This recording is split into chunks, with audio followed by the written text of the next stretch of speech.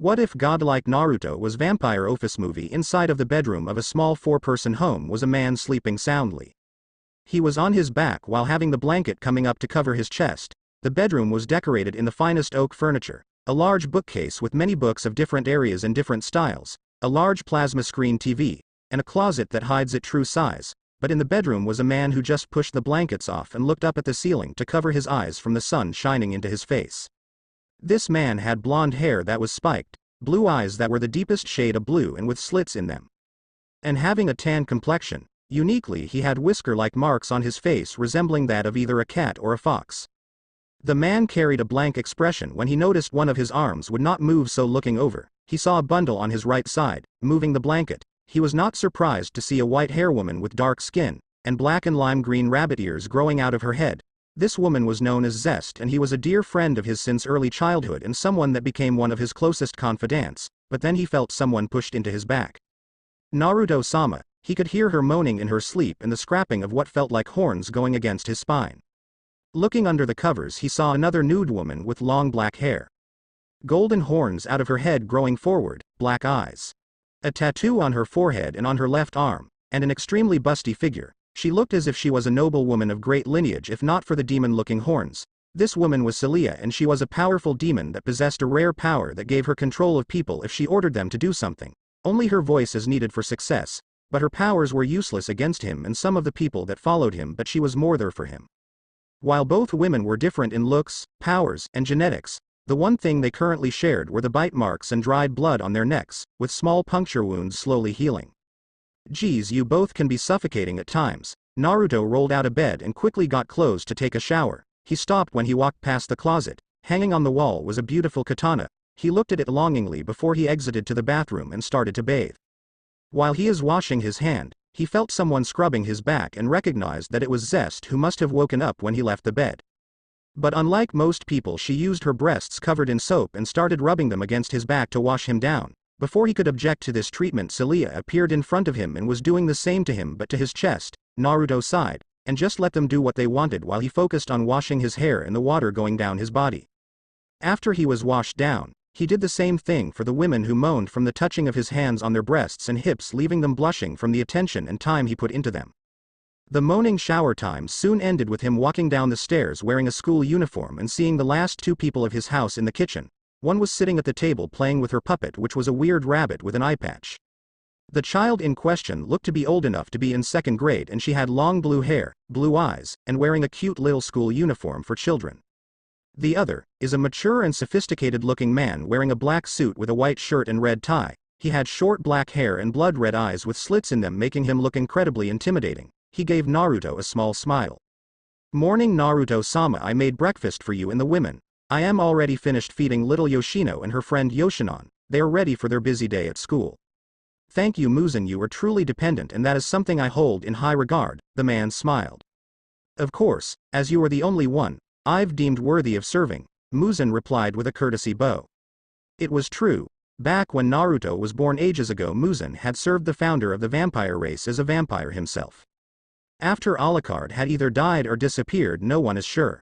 He became bitter to the rest of the descendants, hating every last one of them, finding them unworthy of the blood in their veins. At least that was until he meets Naruto, and he looked on him as the one worthy of being Alucard's true heir. Since then he has followed Naruto as a loyal retainer and someone that would always be more of a father to him than his own father ever was. But not surprising given his father was from a lower family station and just lucky he married into the family, that was all. After breakfast was finished, Naruto made sure Yoshino was ready before they proceeded to the door. "Muzan," he looked up. "Yes, Naruto-sama. Is it taken care of?" He smiled. "Of course, by tomorrow I will be the new teacher in the school. Please pay my respects to Lady Hef." Naruto nodded his head and started his way to the school. All the while he is holding the hand of Yoshino and Yoshinon, talking to them about things going on in school. As they left, Zest and Celia appeared in the kitchen, ready for their respectful job, and started to gather their things and small breakfasts. "So, you two have any tests today?" Yoshino nodded her head. "Yes, we do. I am kind of nervous, but I studied hard with Celia-ka-chan and Zest-ka-chan," Naruto smiled. "That's good. If you need anything you know where to find me or them, right?" She nodded her head. "Celia-ka-chan will be in the library while Zest-ka-chan will be watching me from the shadows, yes?" Yoshinon popped up. Indeed, she is going to make sure those fools don't bother Yoshino too much and leave her depressed. The girl blushed in embarrassment of the puppet, but Naruto just ruffled her head. Just do your best and come find me if you need anything, okay? She nodded her head and they continued their way to the school in peace until they entered the gate. The minute they walked onto the campus he heard screams and shouts. Look, it is the Dark Prince. OMG, he is so sexy. Seriously, how does one get that handsome? Look, it is little Yoshino, the princess bunny. Oh my, she is absolutely adorable. I want to carry her with me. Yeah, but look how close she is to Naruto-sama, like a good big brother. More and more comments similar to this came out in Naruto's side. Sometimes he hated his lineage, he became a god among mortals and envied by the men and lusted by the women. Honestly, he never had interested in people and only fed on the people close to him, as they are the only ones he can't hurt badly. Upon dropping Yoshino and Yoshinon off, he walked into his classroom and saw his homeroom teacher looking at him with a sick twisted smile on his face. Oh, I didn't expect you here, Sassoon Naruto-san. Naruto sighed. Yeah, I am sure, anyway I am going to be taking my seat. He walked past the teacher but saw the glint in his eyes. I wouldn't get too comfortable, I heard someone is looking for you now. Naruto raised an eyebrow when he saw entering the room that it was the principal and campus security. Mr. Uzumaki, would you mind coming with us? Naruto shrugged his shoulders and walked with them. Coming up to his locker they asked. Please put in the combination, sir. Naruto finally asked. What is this about, can I ask? The principal frowned and the guards frowned as well. We have an anonymous tip that you have been selling drugs on campus and been peeping on the women as well. Naruto's sweat dropped. You know there are 3 boys on campus that have been doing that for a while now, right? Yes, but they are students that are punished by the students, so we let them off with that. You have been documenting the women and taking naked pictures of them. Naruto frowned at this. So, let me understand this logic. I am supposed to have violated these women's privacy by taking pictures and peeping on them, while at the same time the same 3 boys that are multiple time offenders have done this constantly or let off without a warning or punishment. I mean, how does that make sense, sir? The group sweat at this and saw some of the students in the hall and a teacher with an eye patch and red hair glaring at them at this moment. This was Hephaestus Familia, the workshop teacher, nickname Hef. Regardless, we need you to open your locker up now. The head of the security guard was getting madder that they were being put on the spot at the moment. Naruto just did what they asked, knowing nothing is there, given 2 reasons. The first, he never did a thing like they say he was doing, and knowing who made the call, and the second reason, well, he had someone take care of this issue. Opening the locker, the group looked through his books and notebooks and other bags, dumping stuff out and saying, well, it would seem you did not have any of this material on you, sir, we apologize. Naruto continued to frown when finally, the teacher with an eye patch walked up. You guys could clean up the mess you made of this student's stuff and approach the person who made the call.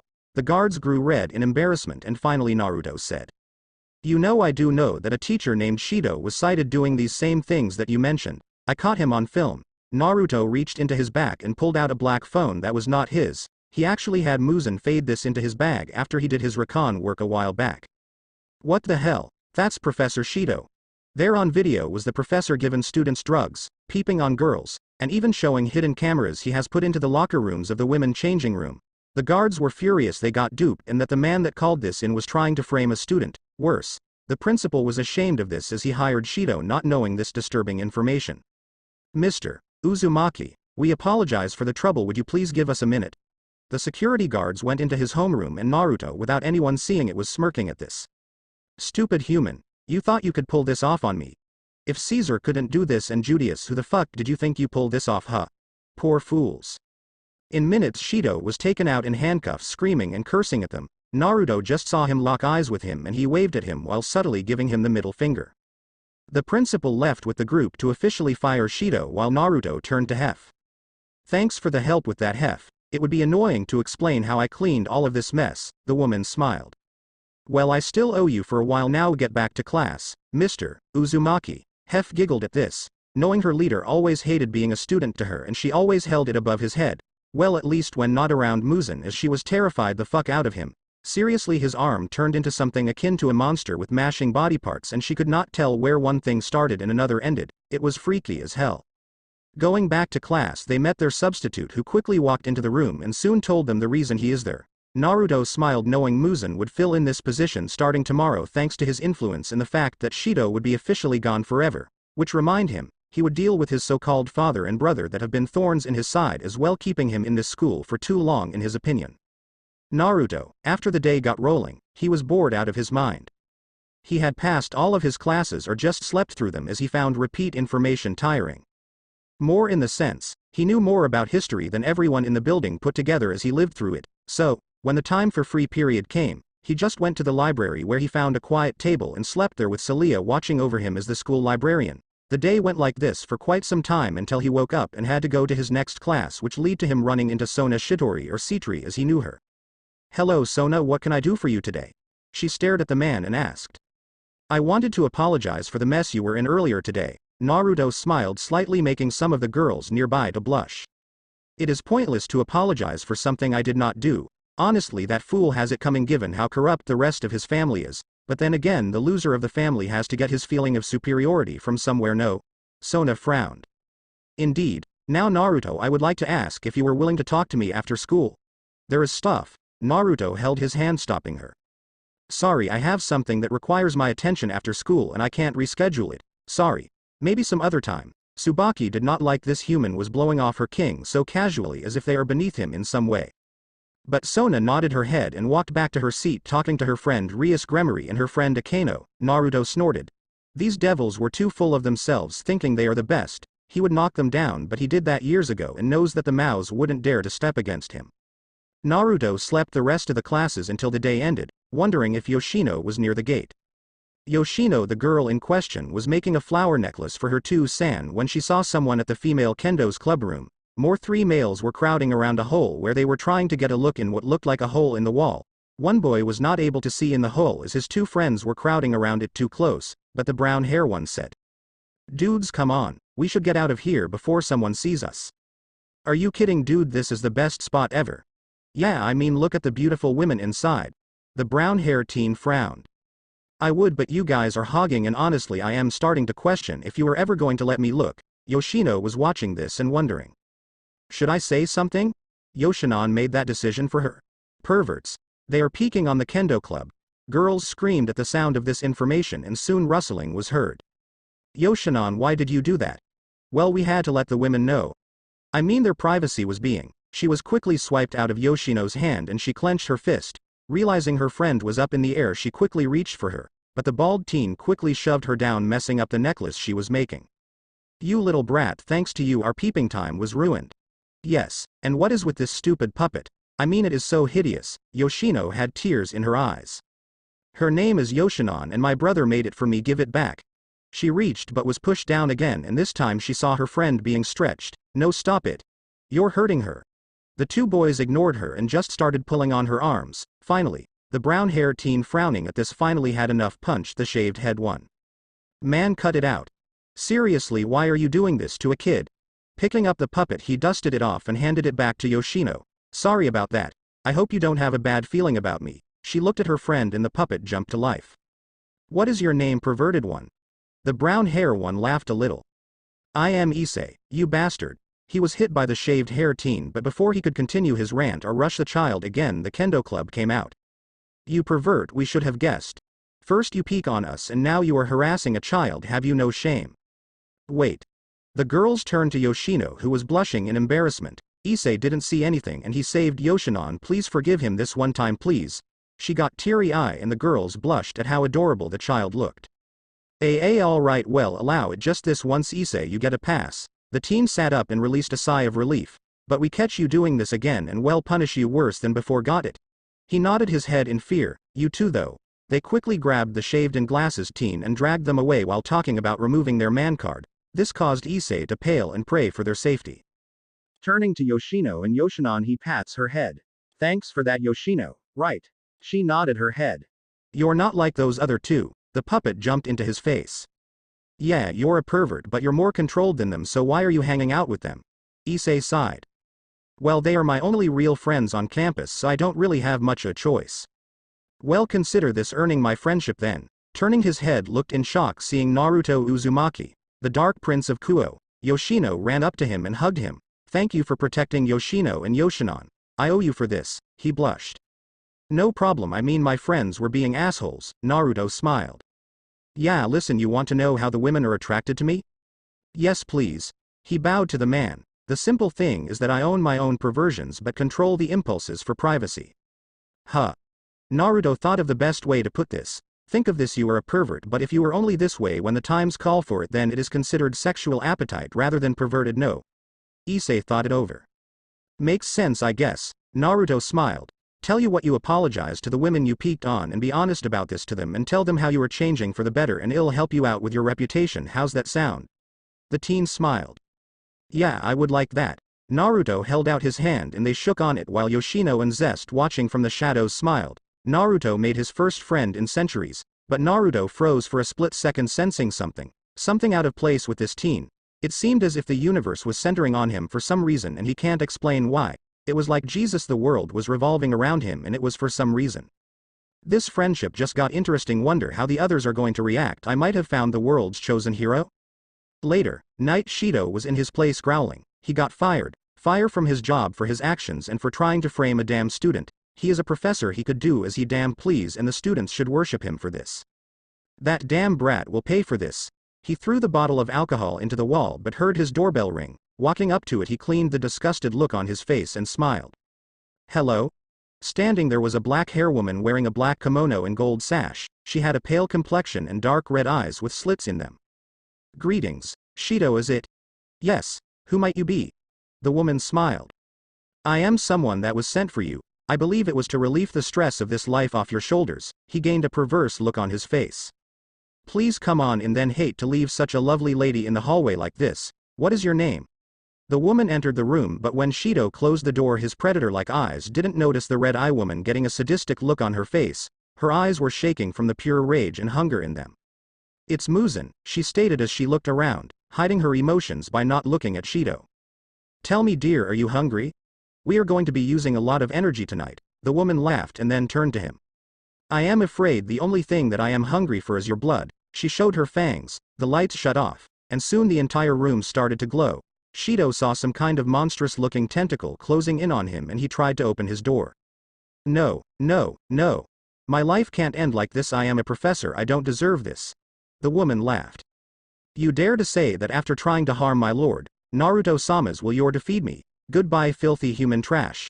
Soon the tentacle rushed at the man and soon he was eaten on the spot. Blood spurted all over the ground and crunching sound was made while Muzan could only laugh at the pure horror of the monster's demise and the look on his face. Upon exiting the apartment, he saw someone looking at him. It was a girl that, if he smelled right, was a vampire. Who are you, child?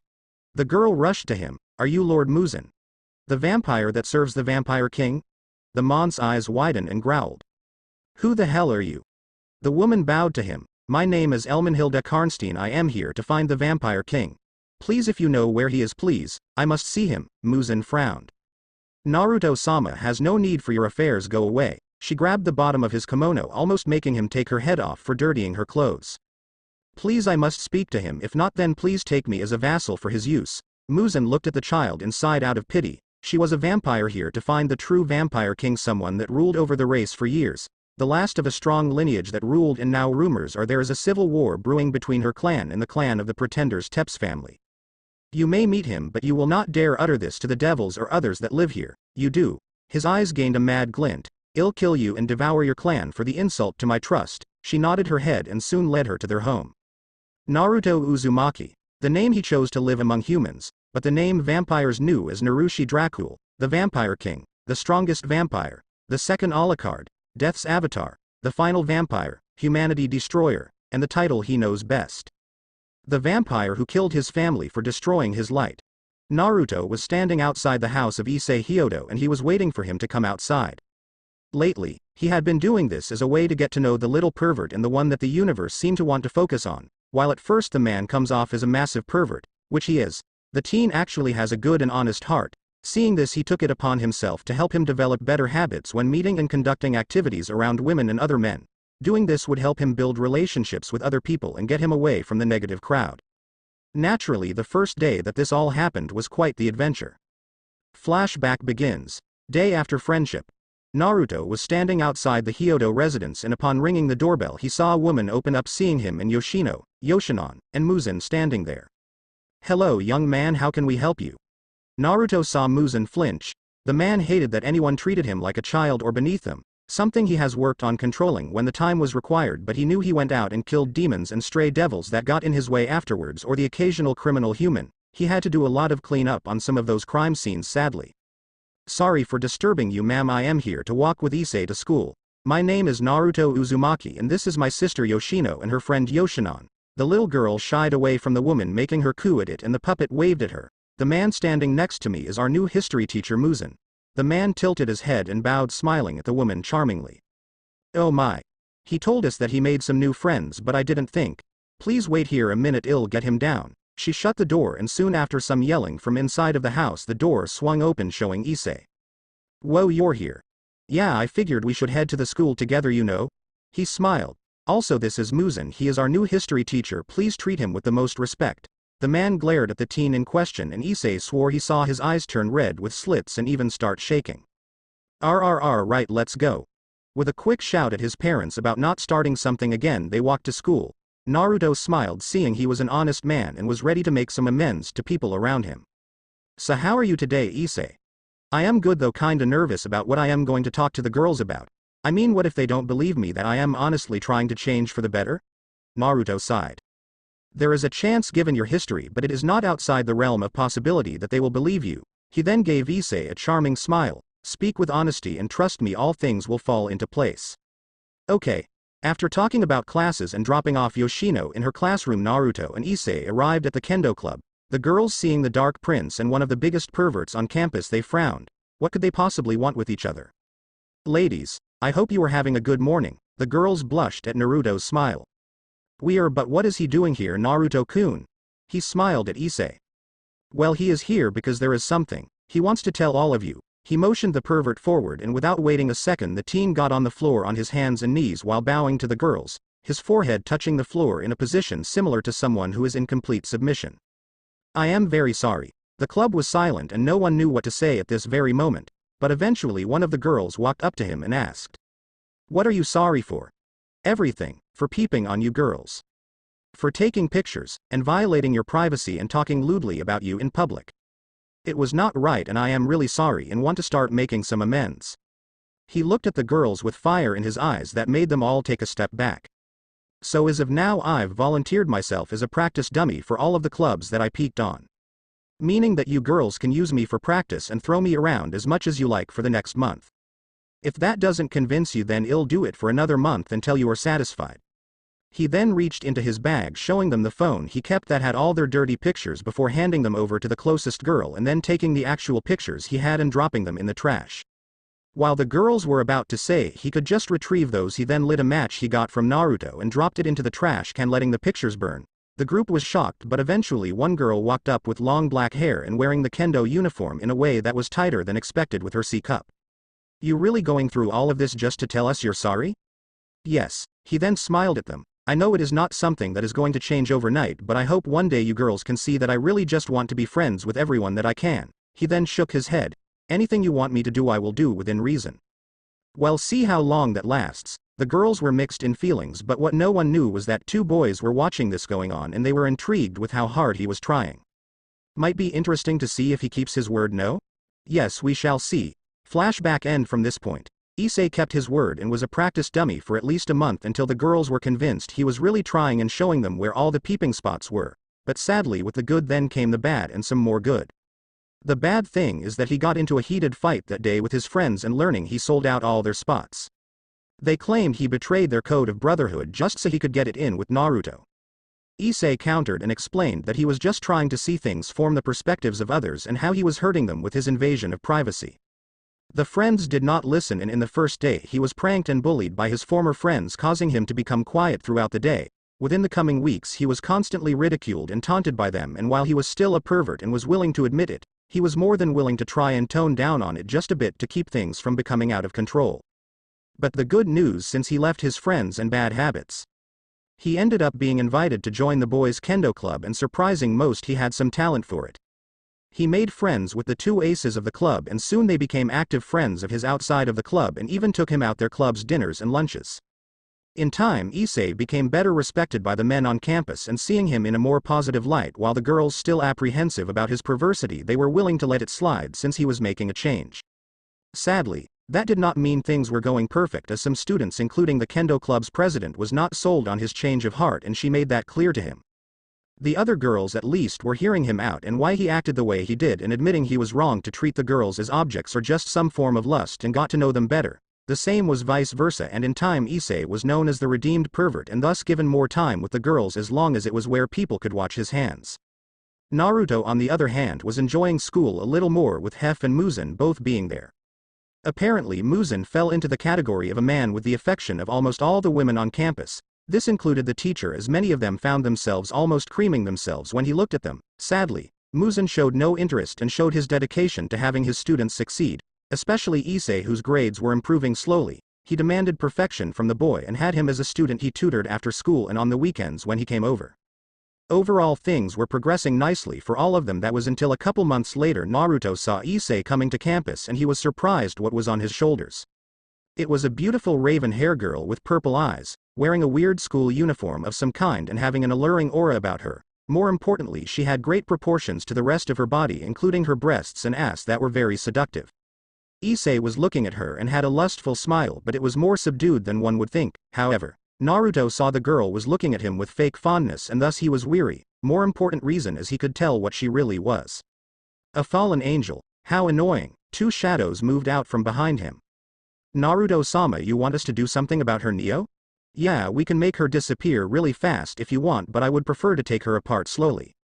No, not yet. My guess, she must know that he has something inside of him. However, my guess is that they don't know what exactly. Deal with her when she makes her move, but don't kill her. I want this to be a warning first. Naruto's eyes flashed red for a split second before sighing. Go and watch over him and don't be seen. You can count on me, Naruto-kun. Maybe you'll reward me later for my good work, no? Nio. Don't be greedy. Let's get going. The two shadows left his side and he sighed. Sometimes I wish the universe would leave people alone. All it does is bleed discord and death to all that enter the fray. Time skip. Issei had finished kendo practice and was tired. He was running spar sessions with his senpai, and honestly the man was a slave driver. Then he had to spar with another guy in the club that, unlike most, thought on his feet and was very unorthodox and thus dangerous with his fighting style. While he didn't compete, he did show his talents were ahead of most. Man, that was tough. Can't wait for tomorrow. He smiled brightly. His week had been going great. First, he passed his history exam with Muzan, got a perfect score on his paper, and now has a date with his new girlfriend. Honestly, meeting her was a completely random experience for him. He was walking home after having dinner with the Kendo Club, but he was approached by her out of the blue. While he was confused why she was asking him out, he agreed to the date on the grounds he wanted to believe his luck was changing for the better. What's going on tomorrow? Turning his head, he saw a darker-skinned teen standing there with a lazy posture. The mont's uniform was disheveled and came off as someone that just didn't care how he looked compared to others. Oh, I got a date tomorrow. Ain't that something, Muggin? Samurai Champloo. Yeah. The teen frowned at the date. Like many, he knew of Issei's behavior before joining the club, and while he didn't frown on it, he knew others did. A date, you say? Turning his head, he scowled at the other teen. He had glasses and long black hair done up in a loose ponytail. His uniform was more refined and cleaner. Yeah. Don't you think that is great for me, Jin? The teen frowned and looked at Muggin and then back to Issei. Issei, where exactly did you meet her? Oh, it was after we all went to dinner on Monday. The two frowned even deeper. Something was off. Issei, do you know what school she is from? No, why? Well, Jin rubbed the back of his arm while Muggin rubbed his neck. We are just curious and worried for you. Huh, why though? Muggin sighed. Look, let's face facts. While you have made some improvements and others are starting to come around, we can't avoid the fact there are those that are still against you, so this could be a ploy of theirs to, humiliate you in the worst way possible. Oh, Issei thought it over and they did make some sense. The girl came out of nowhere and he never did ask about the school she attended. Hell, all he really knew about the girl was that her name was Yuma and nothing else. Well, I am still going. I made all the plans for tomorrow and everything. Muggin and Jin frowned but pat his shoulder. Well, if something goes wrong, let us know, okay?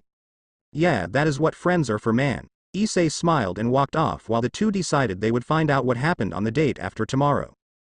Date. Issei was having a good time. He took Yuma to a lot of the good spots in town. He took her to a nice restaurant, some stalls that had some awesome prizes, and even got her a nice bracelet. Now the date was winding down and they were arriving at the water fountain. She walked up to it and smiled at Issei. Hey Issei-kun, could you do something for me? Sure. Holy crap, is it going to happen? Am I going to get a kiss? Oh man, if I can see Nip it'd be great, but kiss would be just as good, she whispered. Would you die for me? The teen frowned and laughed. Sorry, I think I misheard you. No, you didn't. I asked would you die for me? Issei frowned. Yuma, she laughed. Sorry, but this is as far as this dream of yours goes, Issei. Within seconds a bright purple light covered Yuma and she turned mature with her clothes disappearing, revealing her body to Issei. She soon had her body covered in a very thin outfit that was similar to bondage. WWW, what the hell? Yuma smiled. Name's Rainier and this is where you die. She summoned a pink spear of light and threw it at Issei, but before the attack could even reach him, something shattered it and a voice laughed. Whoa, that was weak as fuck. Out of the shadows came two women. The closer one hit Issei in the back of his neck and put him on the ground. Neo. Sleep now, you will wake up when this mess is over. Turning her head, the fallen glared. Who the hell are you two? The one in the tree laughed and revealed herself. She was wearing a black and orange dress with two pigtails being held together by an orange and black braid. She had one red eye revealed while the other had a golden clock inside of it and had hands moving inside of her eye. In both of her hands were pistols that looked similar to flintlocks, with one being much longer than the other. The girl next to Issei made Rainier pale as she had some very distinct features. She had a very slim and petite body, wearing a blue suit top and blue skirt with shoes and long socks. The woman in question had cat ears and a slim white tail waving behind her and dark purple eyes with tints of red in them. Her skin complexion was pale and she had curvy white hair and a look of boredom in her eyes. Well, hello, fallen scum. The one with the pistols smiled and aimed her gun at her. I am afraid this boy is off limits by the order of our master, so I am going to need to stop what you are doing. Make me, little brat. The girl smiled and made her breasts bounce. If you haven't noticed, I am not a little brat by any stretch of the imagination, she smiled. Now am I? Neo. You lost, so give up and well let you go. Rainier, furious, being looked down on, threw her spears at them, but the spears missed both of them, with Kurumi stopping her with a wave of her hand. From this point she walked up to her and shot her 4 times in the chest before she fell to the ground suddenly. What the fuck? She looked up in fear when the girl in question was sitting on her stomach and giggling. No one is better at time control than me, child. Nobody. She licked her cheek, making her moan from ecstasy. Oh, you taste good, maybe you could let me have a better taste. She slowly moved her hands onto her breasts, squeezing them roughly. Hearing her moan, she smiled. So the outfit is not for show, you really are into S&M.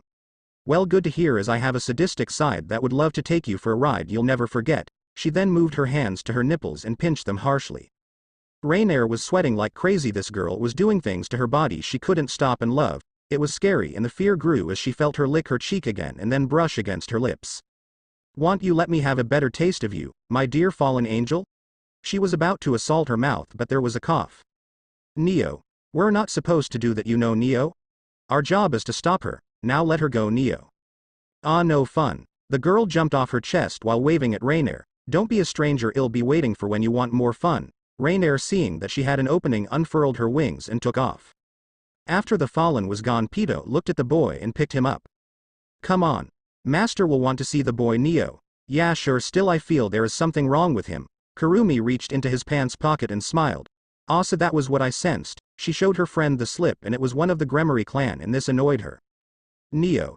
Guess the little girl knew that he had some talent to be seen. Neo. Sad. She could have approached him instead of this mess. Neo. Soon a dark portal opened and both women walked through it, appearing in the living room of Naruto's home. He was sitting on the couch with Yoshino already in bed and Zest and Celia lying on his lap and Muzan attending to the kitchen.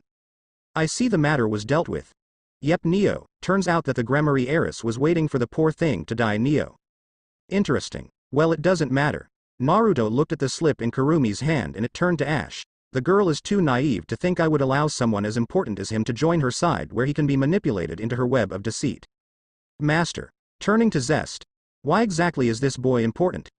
I mean, I understand you said he has a powerful sacred gear, but there must be more to it than that. Naruto sighed. I have an inclining the boy is destined for great things, and I want to avoid him being used for some tool of another group or faction. The truth is that Naruto knew what it was like to be manipulated by the universe into being its chosen. Hell, that is what he was a while back when he was born. Chosen to either bring the vampires into the next generation or destruction. Given what happened, he destroyed his own kind, knowing that their corruption ran deep, and only by removing them would the world be safe from them.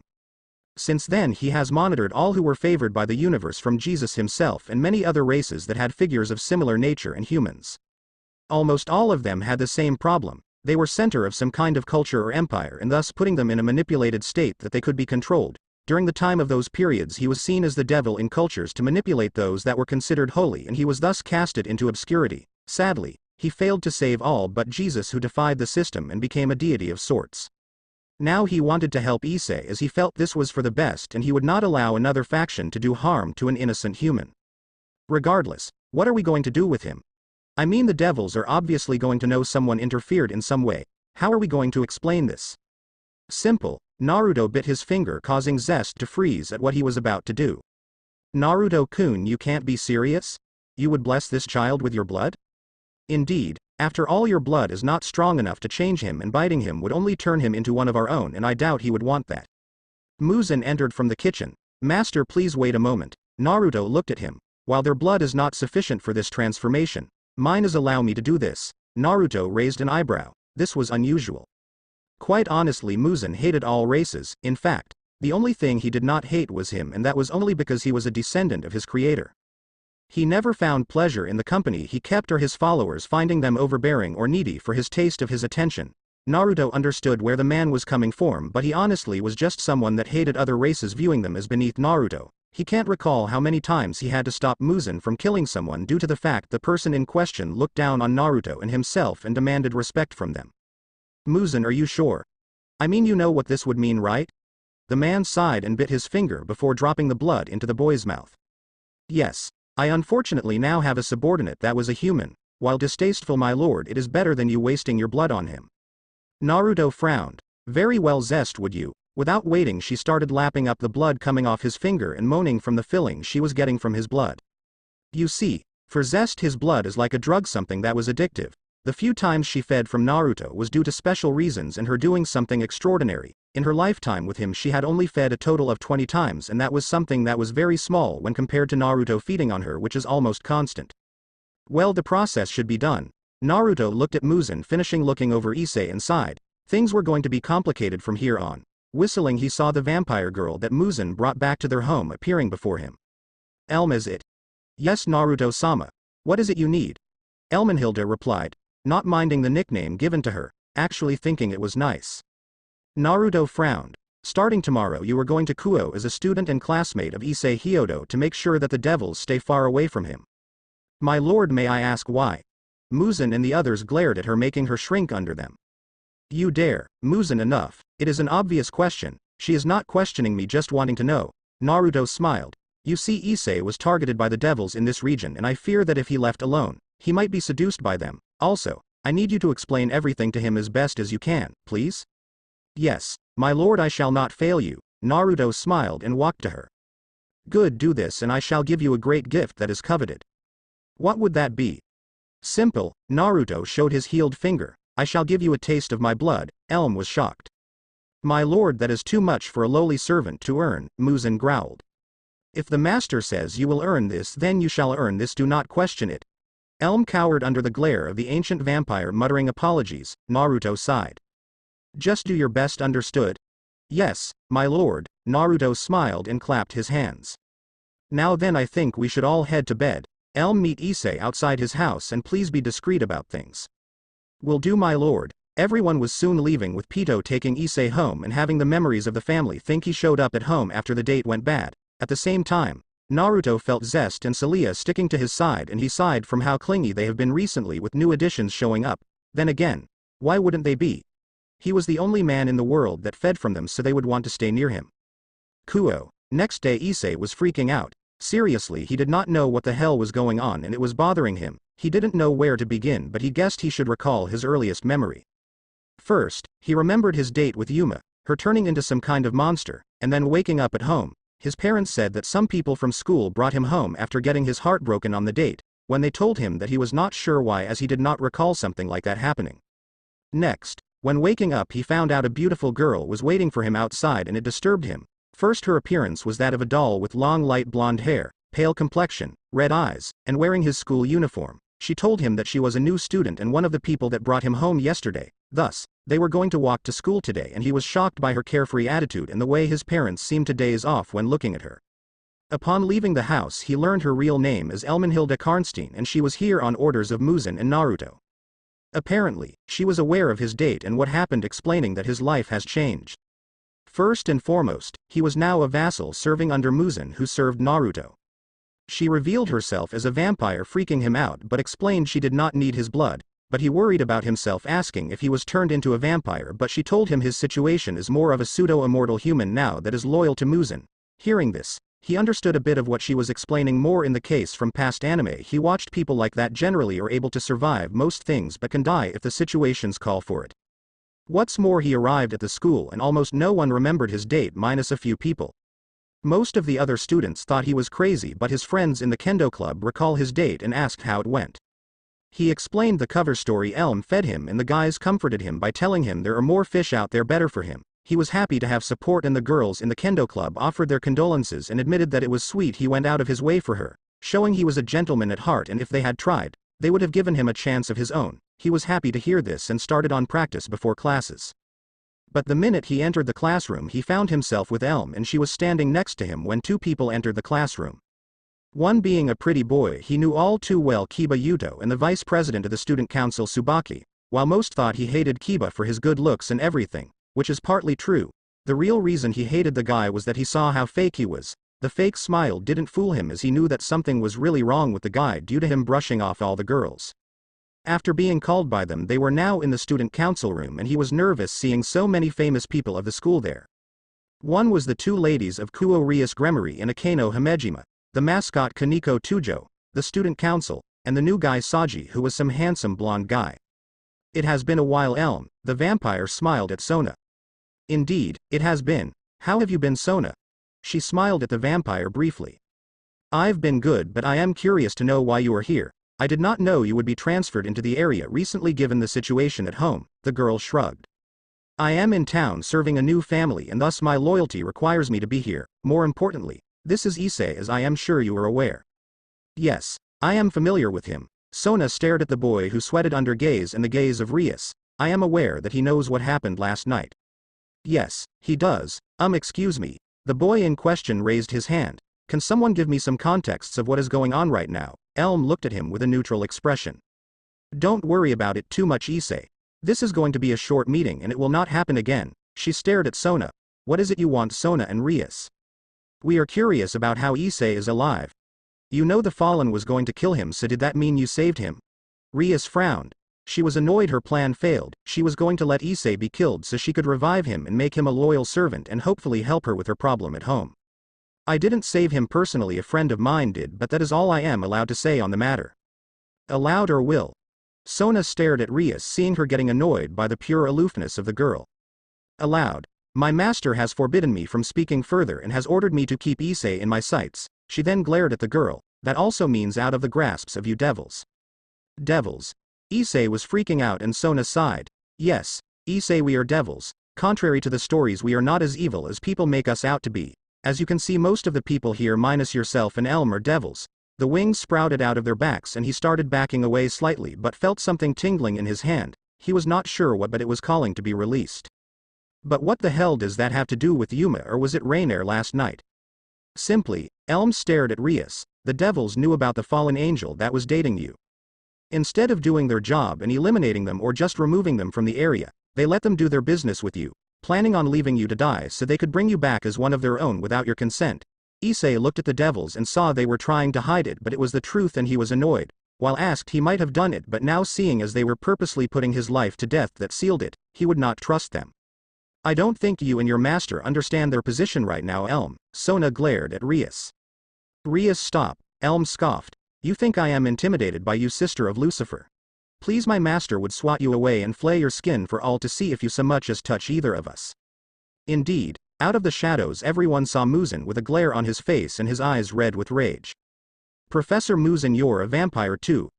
Akeno could not believe one of the most popular teachers was a vampire, and from what she could sense he was an old one too.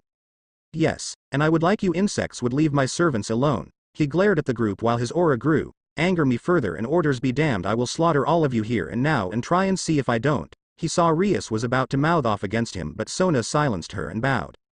I believe it is best we adjourned. Thank you for the audience. Muzan sniffed at them with his nose in the air. Filthy creatures, do your best to stay out of my affairs and away from my servants. The last thing I want is for my master to be annoyed. Turning to Elm and Issei, he motioned them to follow him back to class while the devils watched as the vampires and the human left. This is not the end of this. Rias stomped out of the room. How dare they look down on her? She was the Gremory heiress and this is her territory, and if she wanted, she could have them booted out of here. Well, that was interesting. Sona sighed before pulling out her phone and cringing at the number she was picking. Satan. So good to hear from you. Is there something you need? Is someone bothering you? Let me know their name and I'll make them disappear. Sona had a vein appear on her head from her sister's loud and brash behavior but took a calming breath. Sister, I need to know something. Did you know about some vampires living here in Kuo? No, sorry, Satan, I did not. Did you get their name? Yes, it is the new professor named Muzan. There was silence on the other side of the phone. Sister? You didn't provoke him, did you? Please tell me you didn't do something to anger Muzan. No, but what has that? Listen closely, Sona, and I am only going to tell you this once. Stay away from him and anyone that he claims as his servants. He is a monster. No worse than a monster, he is Death's favorite pet. He is someone that killed more people in the underworld ages ago and put the fear of death in all of us and made me glad I was alive. That is nothing compared to his master, and if he is there then the master is as well, so do not confront him at all cost. Leave them alone and just let them live in peace. Is that clear? Sister, I understand what you are saying, but I can't just ignore them. You will unless you want me to drag your peerage home and force you to stay in the manor. Sister, this is no time. Sona, this is not a joke. Sona was shocked by her sister screaming at her. What was the deal with this Muzan fellow? You will follow this order, you and Rias, as I will be informing Sirzex later about this turn of events. Failure to follow this and I will personally come to Kuo and drag you and your peerages back to the underworld. I am not risking a massacre because you two got big heads. Is that clear? Sona could only gulp. This attitude from her sister is something she rarely heard, given she was always spoiling her and wanting to keep her happy. Alright, sister, I shall listen to your orders. Good, do not disobey me on this matter. It is in all of our best interests to leave them alone. Who is this master you are so terrified of? I am not allowed to tell you his name, but let me put it this way. He destroyed the old and new Satan factions by himself, nearly killed Ajuka Tan and Sirzek Tan, scarred Grafia, removed the other Satan's arm, and left me petrified in fear. He has a body count that is nearly bottomless and he feasted on the souls of all that crossed him. I am not kidding. Do not piss off Muzan or give his master a reason to get angry. Is that clear? Yes. The line went dead and Sona sat in her chair terrified. Was this master really this powerful?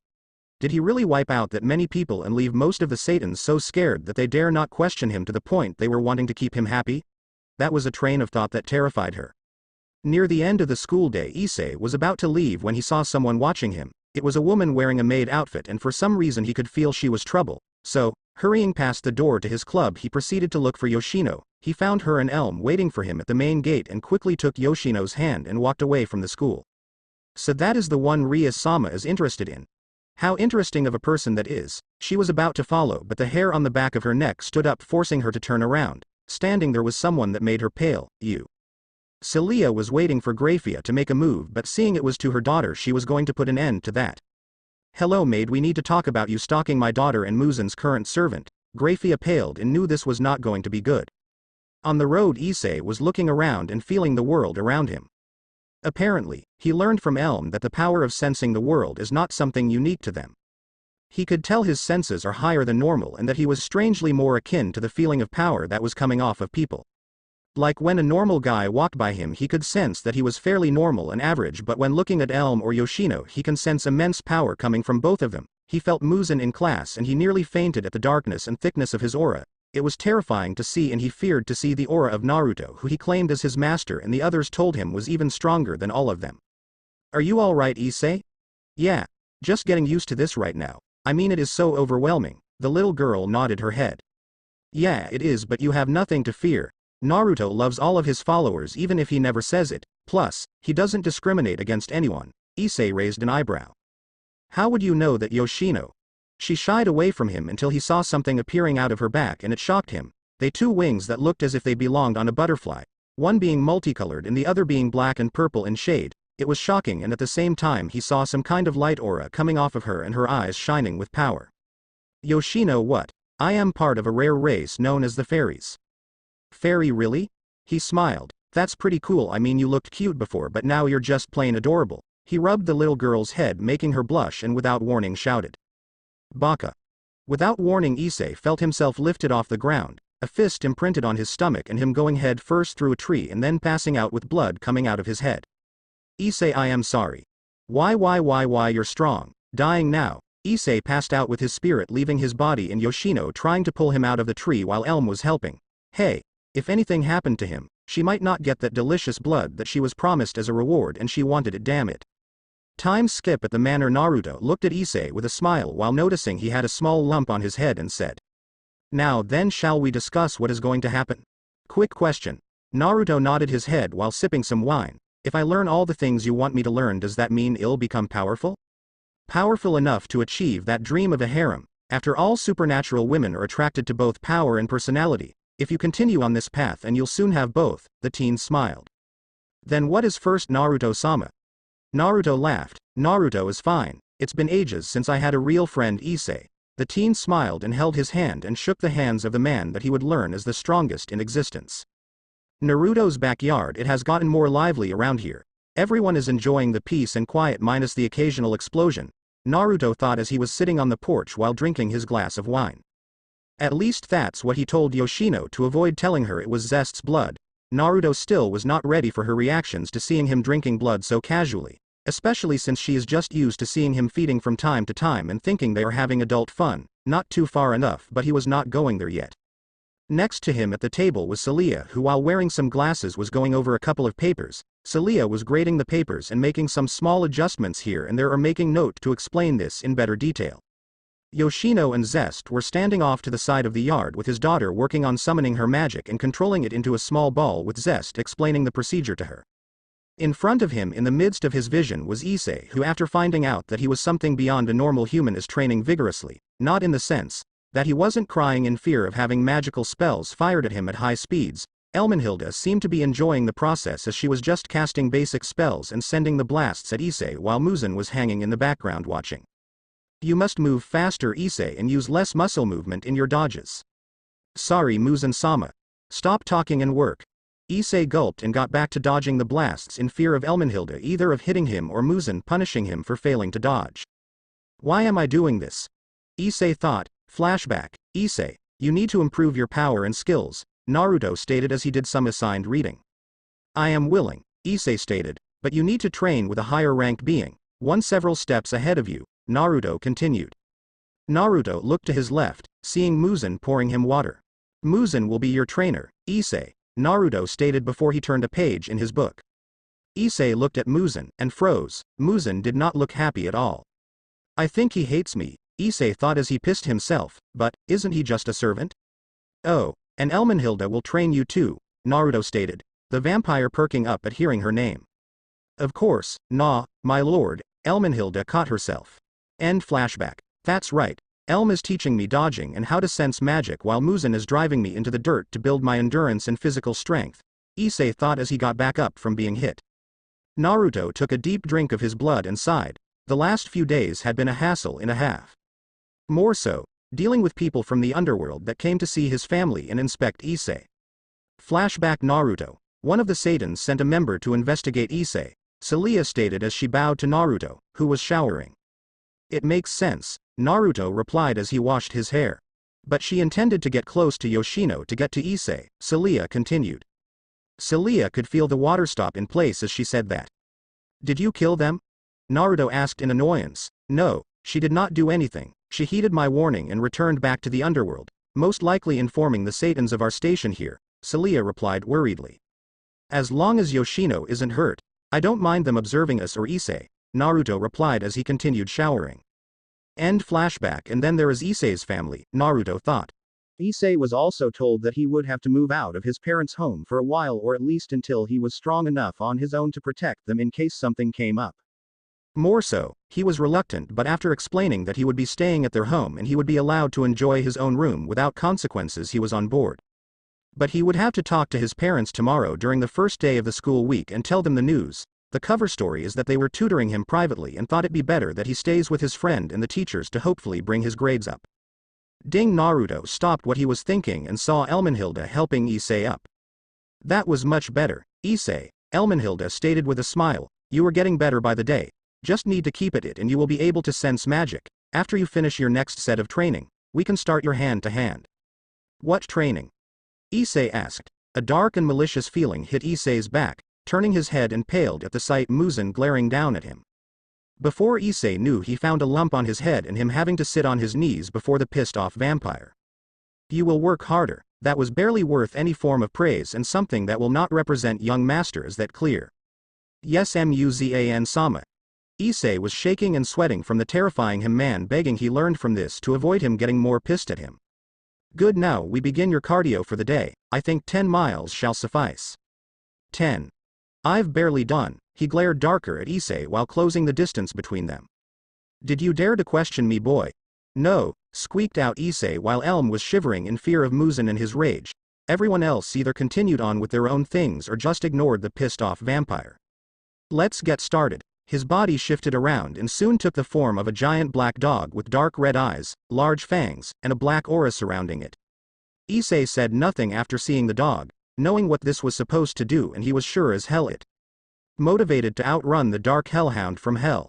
Naruto laughed and just looked at Celia. Doesn't this bring back memories? Celia looked up and sighed. You mean of the times that the others joined and he did the same thing?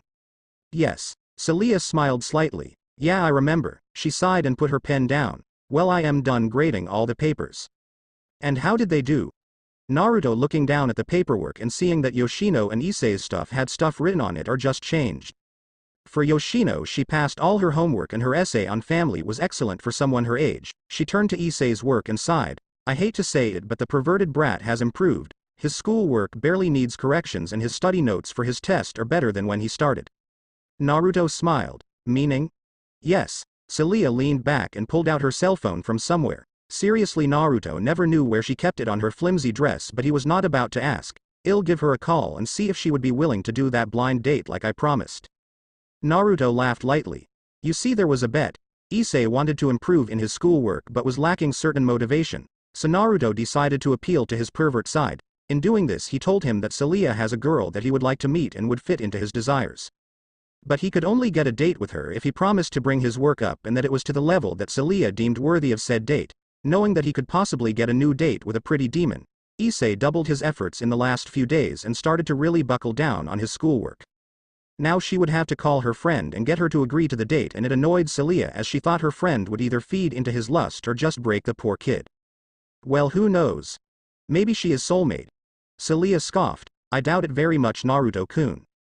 When Muzan wasn't around, Zest and Celia referred to Naruto as kun instead of Sama. Maybe, but life moves in mysterious ways, no? Turning his head, he saw Yoshino creating a small ball of water and ice in her hand before it popped. The poor kid was so flustered by her failed attempts she dropped to the ground in sadness. I am sorry, Zest-ka-chan, I can't get it. Yoshino was having tears well in her eyes that tugged at Zest's heartstrings and quickly comforted the child. Yoshino, you have to stop being so hard on yourself. Yoshinon popping up on her hand. It pats her head, but she was still upset, leaving Zest to comfort the poor frustrated child. It is all right, Yoshino. I know what you're going through. You do, Ka-chan? Zest smiled down at Yoshino. Of course, after all, your father, Celia, Ka-chan, and myself all went through it when we were younger. Yoshino and Yoshinon looked up in shock and then at their father. Naruto had struggled with control at her age. Imagining a younger child like Naruto was hard, but to think he was struggling with things made it even harder. More so that everything she had seen him do or try, he mastered or showed such great control that it was mind-boggling. It's true, Naruto took the last drink of his blood while standing up from the table, walking up to her. I struggled controlling my immense power when I was a child, Yoshino. Don't be so hard on yourself and just keep trying and eventually you'll get it. We all progress at different rates and you just have to find your rate. He smiled and pat her head before walking back into the house, noticing he ignited a new fire in his daughter, who quickly went back to work on controlling her power with Zest giving some pointers here and there and Elm jumping in to help her while waiting for Issei and Muzan to return. Naruto, on the other hand, reached into his pants pocket and rolled his fingers around a familiar circular. It is coming close. I best prepare. Park Issei, having ran like a madman, managed to somehow avoid getting his head bitten off by Muzan, but he was not sure how. If he was being completely honest, he figured the vampire was not trying to kill him yet, just making sure he understands how serious he should be taking this. Here, Muzan held out a bottle of water and he took a hold of it and started taking sips. He looked, seeing the vampire staring unflinching and unmoving. The man, he was not sure what to make of him or his whole relationship with the group. You should know, Issei focused on Muzan, that I hate you per se. Why? The vampire growled, because young master seems to have his focus on you and I don't understand why. Turning his head, you are nothing but a pest in my eyes just like the rest of them.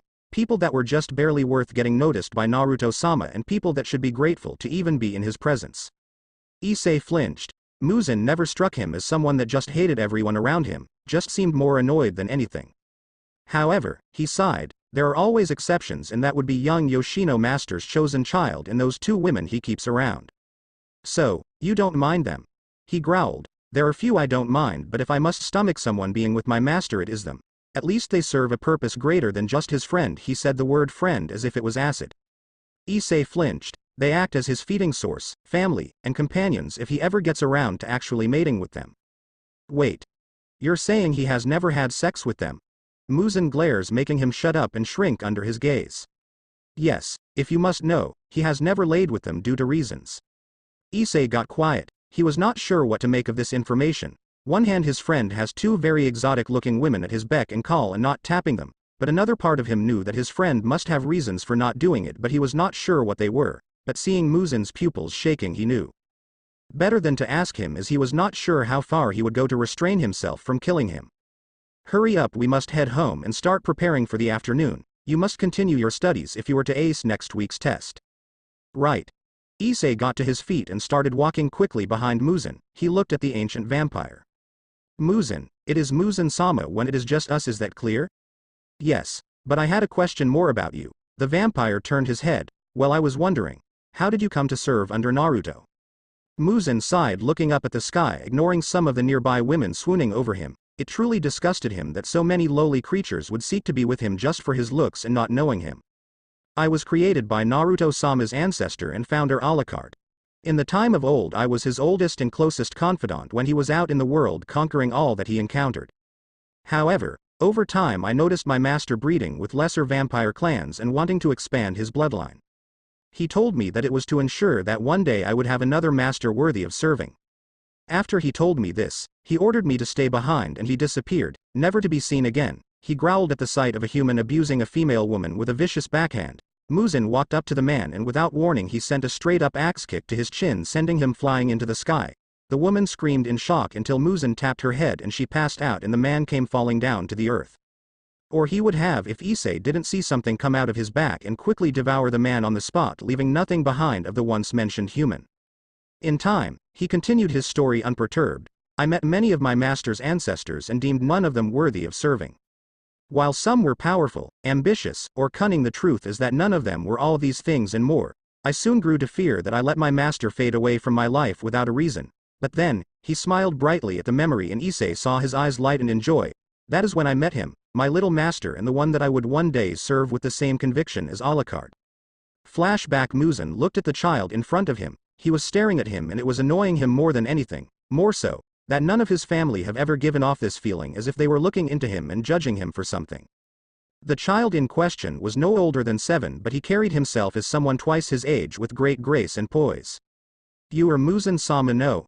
Muzan heard his question as shocked by the formal greeting. Yes, and you are child? The black-haired teen smiled at him slightly. My name is Naruto. I am the child of Meridicus and Slivia. Ah yes, the current heads of the ancient families I remember. He looked at the child trying to gauge him but nothing was jumping out at the same time, everything seemed to be.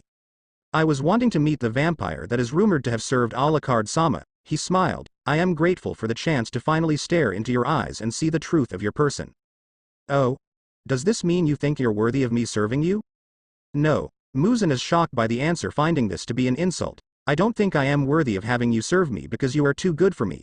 Now this surprised him. No one in his family's history ever believed they were beneath him or would at least admit it. How did you come to this conclusion?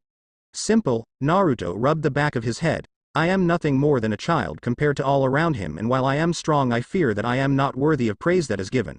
I question if this is the life I wish to live or if there is more to see in this world than simply gaudy pleasure, you know? Muzan's eyes widened slightly. He swore he saw his master standing before him, as he told him the same thing after traveling for so long. He developed the same opinion of the world. I see. Muzan smiled watching the child turn from him and away from him. he continued to hold his smile, and if one was to see it before he went back to his duties, they would see tears developing in his eyes. Later that day, he is invited to the main throne room and asked the same question all the other times. Is there anyone here you believe worthy? Muzan turned to the lower blood crowd and saw Naruto standing there off to the side with his parents while ignoring the room as a whole. He looked at the sky outside the window and saw he sought adventure and dreamed of being free to see everything he wanted. Yes, there is only one. Walking up to Naruto, who stared at him in shock, he took a knee and bowed his head to him with his arm across his chest. I serve you now and for all eternity, Naruto-sama. Flashback ends. Since then I have served faithfully alongside my master and saw him not only become a powerful vampire but someone that is quite cunning and able to shield those that he loves while killing those that dare to threaten him. Whoa. Issei was enraptured in the tale of how they met that he didn't realize that they were back at the house. I think I get it. Looking at the house, I think it is the reason I wanted to become his ally. Oh? I doubt it, insect, but we shall see. Time skip. Time progressed slowly. More so that Naruto was lounging around his home preparing for the upcoming venture while others were taking time to leave the house for short periods of time. Issei on the other hand, he was talking to Celia and he swore he felt death hanging over him right now. Now listen, you little shit. While I frown on the idea of setting you up with my friend, I have agreed as Naruto-kun ordered me to do so. Celia had a blush thinking about what it'd be like to go on a real date with Naruto and how it would end. Soon the blush intensified, but she shook her head clean of those thoughts before focusing back on the boy who was paling at the sight of her growing darker. You are to treat my friend with respect. Don't try anything frisky. And most importantly, you are to take care of her for the evening with the money Naruto-kun gave you. If she tells me you did something on the date that unsettled her, then I will personally show you how I like to torture people for my own joy. Yes, ma'am. He saluted her and she just glared before waving him away. The teen took off, leaving the house in a mad dash to get to the school and be ready for his date that afternoon. But she was more annoyed now she had to wait for Naruto-kun to wake up as he was supposed to be leaving afterwards for a week. It was a routine of his and it is something that has grown less frequent over the years. Zest appeared back at the house, but instead of her usual outfit she is wearing a black and white dress that hugged her figure and showed off her breasts to everyone that could see them. She was wearing black and white heels to match but had taken them off after coming back to the house and sending them back to her shared closet. How was it? Zest smiled sadly, just as it usually is. Turning her head, she saw Naruto moaning in his sleep before putting her hand on his head. I am glad he is not going as often, but it still hurts him when he has to. Celia sighed. I've never been there, but I can tell that this is something that weighs heavily on him and probably will for the rest of his life. Yes, it will. Muzan appearing from the kitchen, he sighed, sitting down some sake for the two women and himself, as this was a stressful day and something none of them wanted to deal with sober. A few minutes passed and soon the three saw Naruto stir awake and snap his fingers, changing into a nice back and red tux with a black bow tie.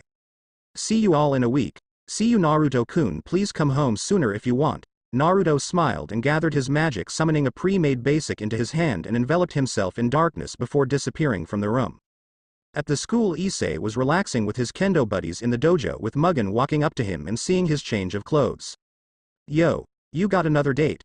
He put his arm around Issei's shoulder, who smiled. Yeah, I do. Honestly, this is a date that Naruto set up for me, so I am kinda nervous, you know?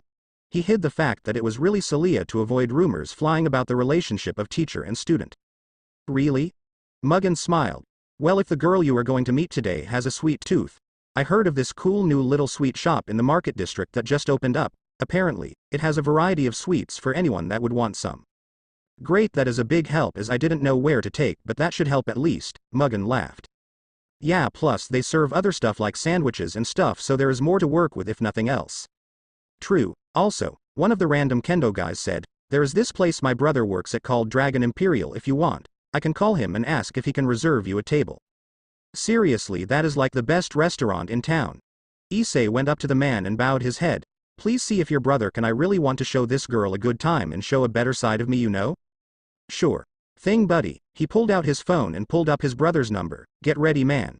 I'll have the table thing situated. He walked away while talking to his brother, and Issei quickly doubled his efforts and changed into his nicer clothes, a nice button-up white shirt and black slacks along with a pair of black shoes that were slip-on. Okay, how do I look? Mugen looked him over while Jin smiles. You look better than what Mugen would put on at least. The teen gained a tick mark and thrusted a kick at Jin's head. Want to go, asshole? Jin smiled. Sure. I love putting dumbasses in their places.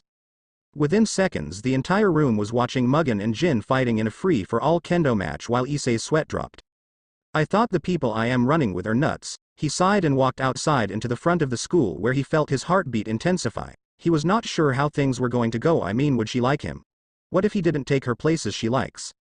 Hello there, you must be Issei. Turning his head, he saw a beautiful girl. While this girl would be more of a lolicon, he could tell there was a sense of beauty to her in her long silver hair, purple eyes, and her black gothic Lolita dress. The girl had a bright smile on her face and just stared at the teen with enthusiasm. All Issei could do was blush and mutter. Beautiful, oh you. She slapped his shoulder, making him grunt. She was freaking strong. I know I am beautiful, but thanks for the compliment, and I must say. She walked around Issei inspecting him. When Celia told me you were some no-good perverted scum. Issei felt a hit to his chest. Worthless sack of shit. Another hit. Someone that was unworthy of breathing the same air as normal beings or even lowly dogs. That one made him fall to the ground in shock from another shot to his heart. I thought of meeting someone that was more perverse and not as cleaned up, but I have to say, she smiled brightly and with a small blush on her face. This is even better than I was hoping for. Really? She took his hand and nodded her head. My name is Maria and you should know that I don't mind perverts, as long as it is with me. She smiled brightly and whispered in his ear, after all I am a succubus. Issei's nose bled and he quickly tried cleaning himself up before it dripped on his shirt with her laughing. Now that was a good reaction, Issei-kun. Now come on. She gripped his wrist and started dragging. We got a date, so let's get it started. Issei smiled brightly. Yeah, let's. Thanks for watching.